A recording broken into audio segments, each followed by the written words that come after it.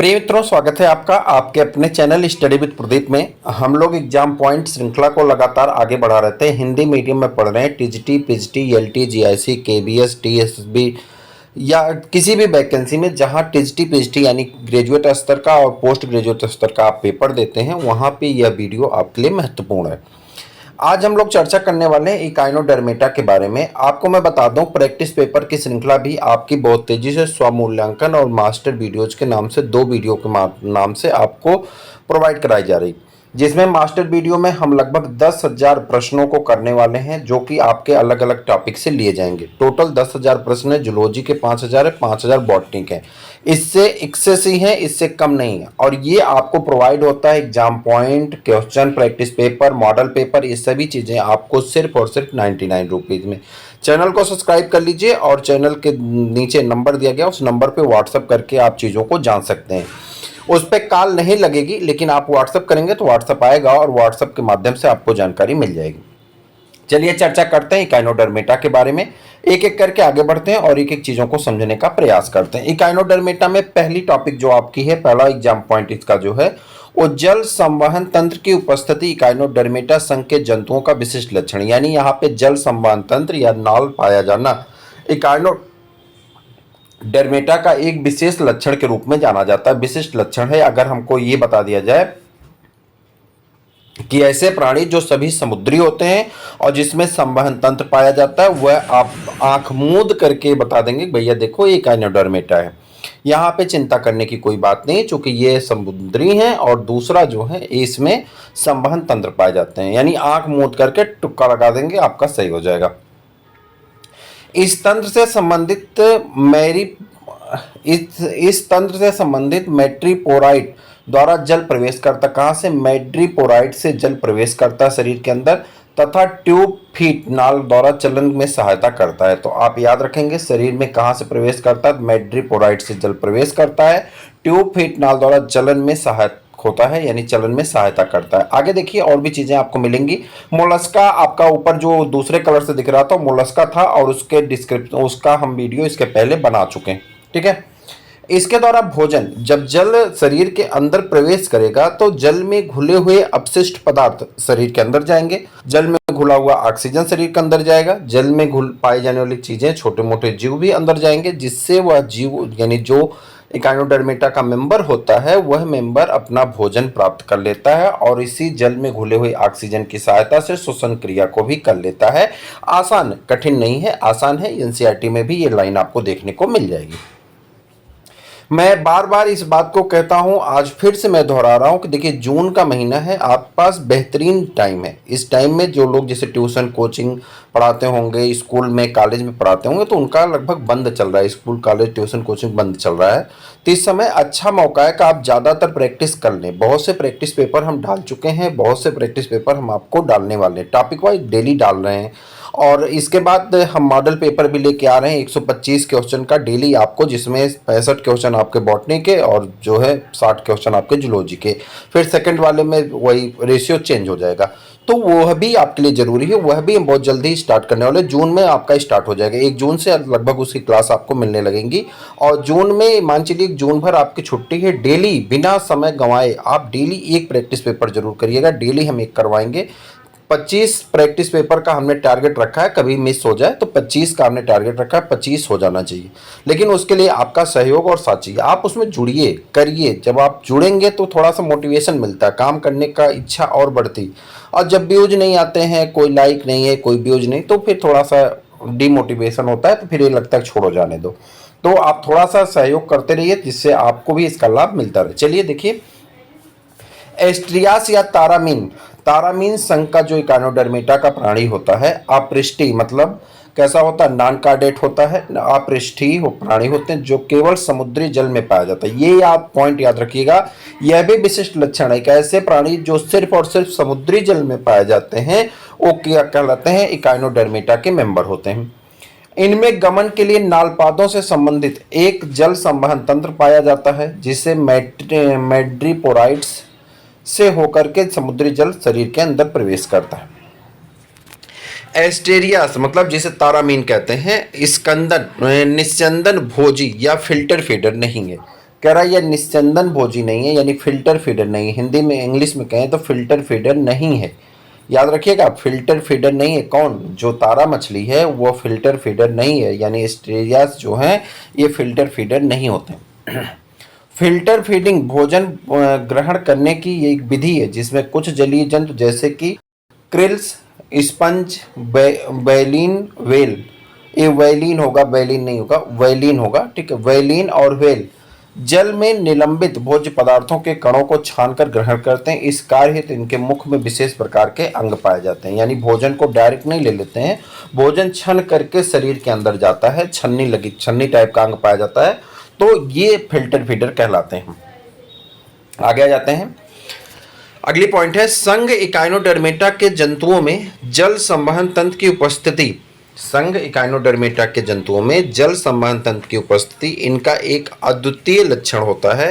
तारा मछली इस संघ का एक जंतु है जिसमें 5 भुजाएं होती। तारा मछली में कितनी भुजाएं पाई जाती हैं? 5 भुजाएं पाई जाती हैं, जिनके पश्च सतह पर केंद्रक से थोड़ा किनारे प्लेट नुमा संरचना होती। कह रहा केंद्रक के किनारे प्लेट नुमा संरचना होती है, जिसे क्या कहते हैं? मैंड्रीपोराइड्स कहते हैं। इसके महीन क्षेत्र से जल शरीर के अंदर प्रवेश करते हैं। ये तो ठीक हो गया। आगे आ जाइए। अगला क्वेश्चन है आपका यहाँ पे पॉइंट नंबर 30 है, मतलब ये इसमें दोनों था, मोलस्का इकाइनोडर्मेटा, तो इसके हिसाब से ये 5 नंबर की पॉइंट है और मोलस्का 25 नंबर तक की पॉइंट हो चुका था उसमें। समुद्री कुकम्बर इकाइनोडर्मेटा संघ का एक जंतु है जिसका वैज्ञानिक नाम होलोथ्यूरिया। कह रहा है कि समुद्री कुकुम्बर जो है ये इकाइनोडर्मेटा का मेंबर है और इसका साइंटिफिक नेम जो है होलोथ्यूरिया होता है। तो ये कभी कभी डायरेक्टली पूछ लिया जाता है, तो डायरेक्ट भी पूछे गए आंसर को भी यहाँ पे रखा गया है आपके एग्जाम पॉइंट्स में।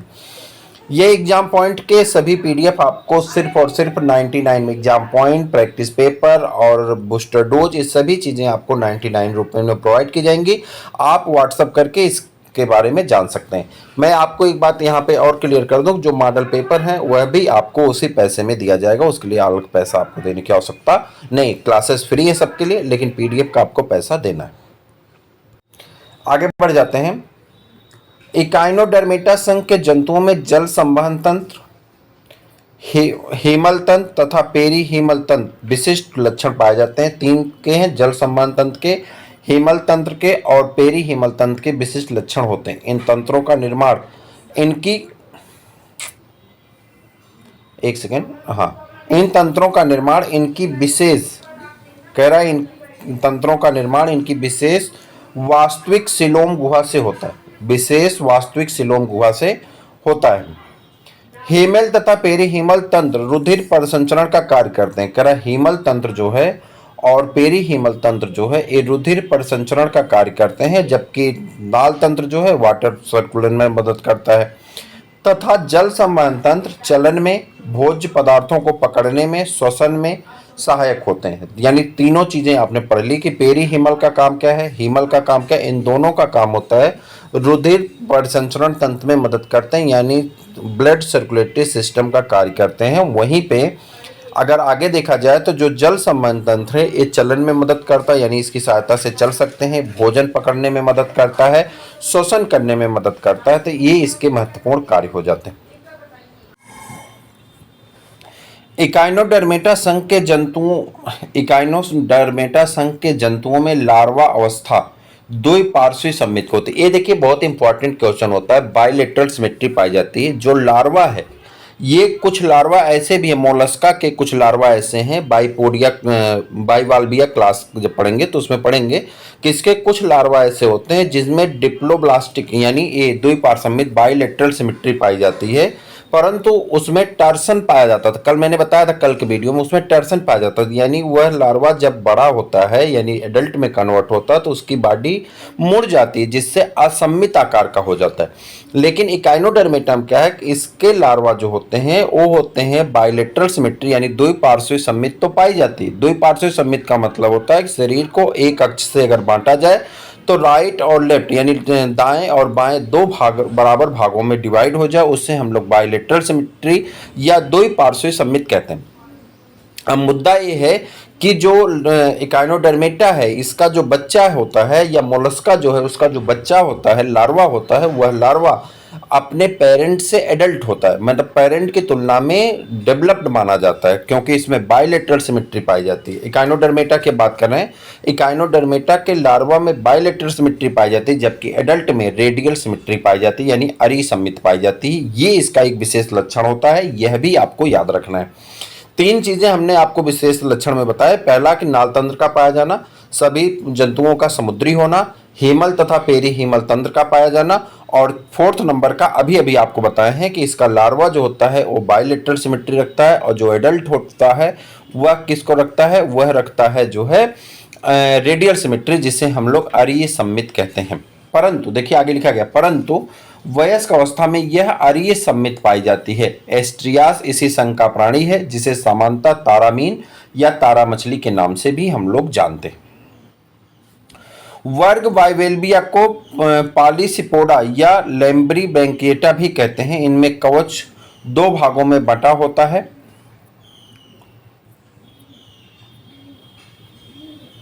जिसके अंतर्गत यूनियो पिंगटाडा और इत्यादि जंतु। तो मैं वही मोलस्का वाला आपको बता रहा था कि जो बाइवेल्बिया क्लास है, इसके अंतर्गत के जो जीव हैं इनमें क्या पाया जाता है, टर्सन पाए जाते हैं। शरीर ऐंठ जाती है और टर्सन हो जाता है, जिसकी वजह से लार्वा अवस्था में, जब वो लार्वा है तब तो उसमें बायलेटरल सिमेट्री है, जैसे ही वो एडल्ट होता है तुरंत वो किस में आ जाता है, असम्मित का हो जाता है, एसिमेट्रिकल हो जाता है।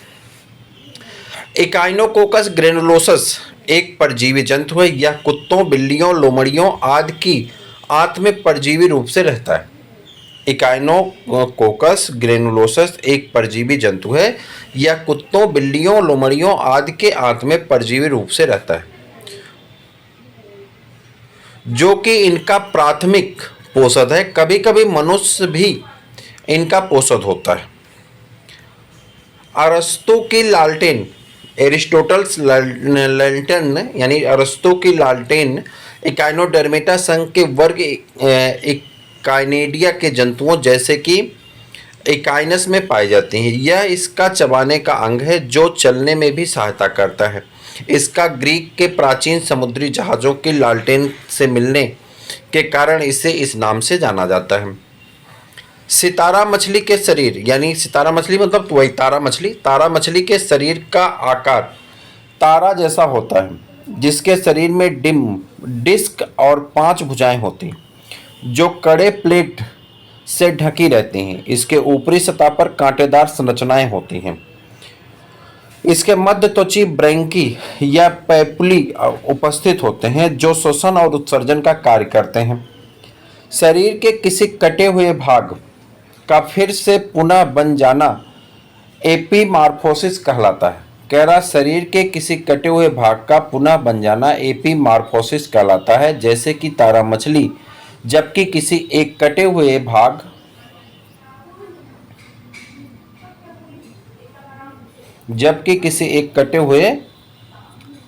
भाग से पूरे जीव का बन जाना मार्फोलेक्सिस कहलाता है। दो शब्द हैं, एक आ गया मार्फोलेक्सिस और एक ऊपर गया आपका, जिसका नाम क्या था, यहाँ पे देखिए, एक को कहते हैं एपीमार्फोसिस। एपीमार्फोसिस का मतलब है कि किसी भी शरीर में कटे हुए भाग का पुनः से नया शरीर बन जाए। जैसे आपने देखा होगा कि छिपकली की पूंछ कट के अलग हो जाती है लेकिन नई पूंछ आ जाती है, उसी प्रकार से इस प्रक्रिया को क्या कहते हैं, एपोमार्सिस।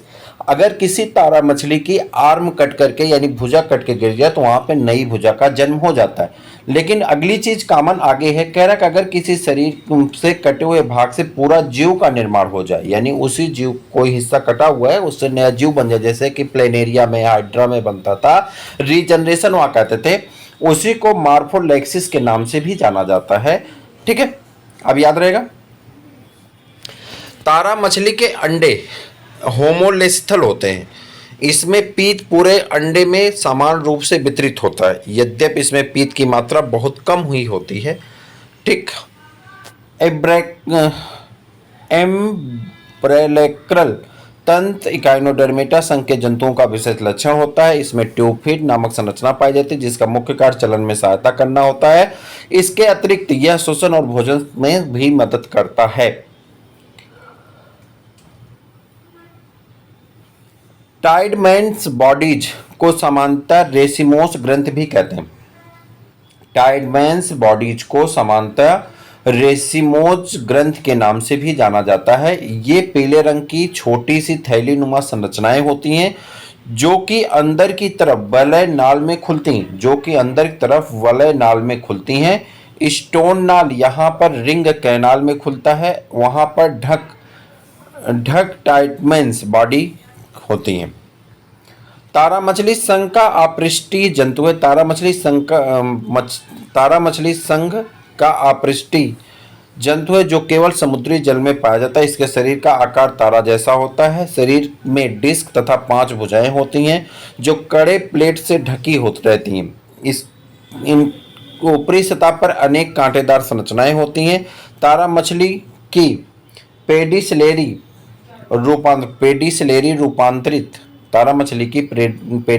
रूपांतरित होकर के क्या करती है, देखिए रूपांतरित कंटक के समान दिखाई देती हैं।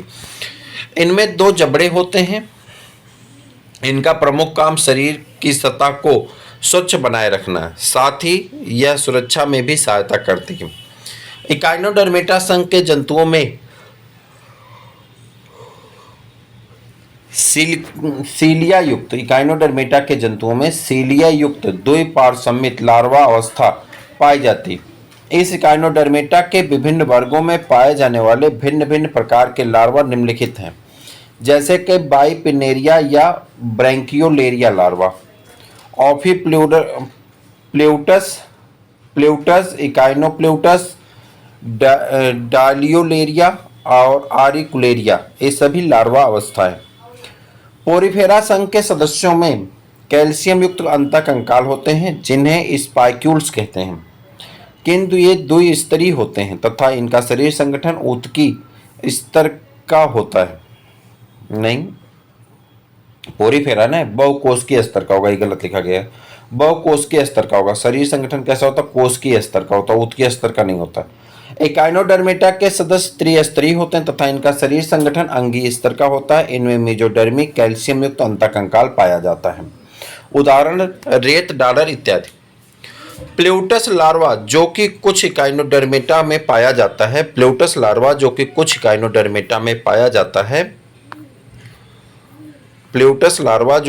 इकाइनोडर्मेटा जंतु में पाया जाता है। कहाँ चला गया भाई, पाया जाता है, ठीक है। इसके बाद आ जाएंगे यहाँ पे, हाँ अगला, जंतु तथा इनके लार्वा का सुमेलन। जंतु और एक तरफ लार्वा। पेलिन्यूरस लार्वा फिलोसोमा में पाया जाता है। एस्कुला एलाइमा में पाया जाता है। एस्टेरियस बाइपिनेरिया लार्वा होता है। ऑरेलिया का इफाइरा लार्वा होता है। टीनिया का हेक्साकैंथ लार्वा होता है। तो ये था इकाइनोडर्मेटा से संबंधित आपका एग्जाम पॉइंट। कैसा लगा आप जरूर बताइएगा, कमेंट करिएगा, अपने मित्रों को भी शेयर करिएगा। फिर मिलेंगे किसी और वीडियो में, तब तक के लिए इजाजत दीजिए। जय हिंद।